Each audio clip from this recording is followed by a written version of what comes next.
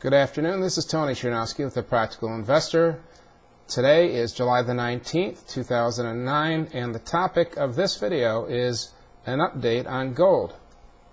This video is meant for instruction and entertainment purposes only. This is not a solicitation to buy or sell any security. A purchase or sale of a security may result in a loss of principal.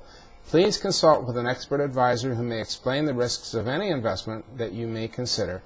You cannot invest directly in an index. Good afternoon.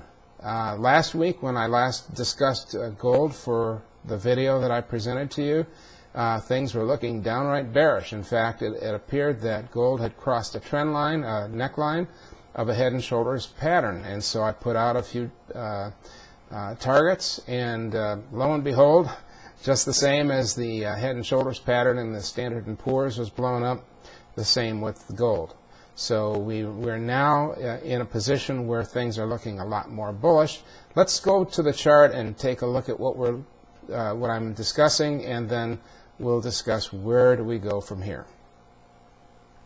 All right, looking at the chart, you can see the old trend line that I put in. I took out the targets because I simply didn't want those in there to mislead anyone that things were going to go down. In fact, the answer to that question, is gold going down, is I don't know. You can see on the MACD and on the relative strength that the market in gold is looking quite a bit more positive now than it did just a week ago. So what we have here is a situation where gold is in a limbo. It may be starting a new rally up, but I think one of the things after last week's strong rally, we may want to see some kind of retracement. So let's discuss where we're going from here. First of all, my model has some critical support at 925 for gold, so that might be a place to start. If gold can stay above 925, certainly over the next few days to a week, things are going to look a lot more bullish going forward. The other possibility is that we can go back to the neckline, which is at 915. Certainly, again, if 915 holds for the next few days to a week, then gold may actually be positive.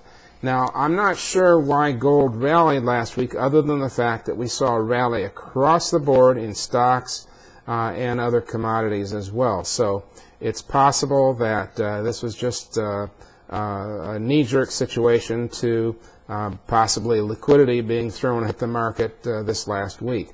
However, given the situation here that things do look a bit more positive, it's time to use due care in not overextending yourself one way or the other. So again, there's some critical supports between 915 and 925. If gold manages to break down, especially if it breaks back down below 915, then we're back in the bear camp, and we now have even a stronger head and shoulders pattern and neckline to work with. Otherwise, we could have seen the summertime bottom here already. So let's just keep an eye on things and make sure that they don't get out of hand.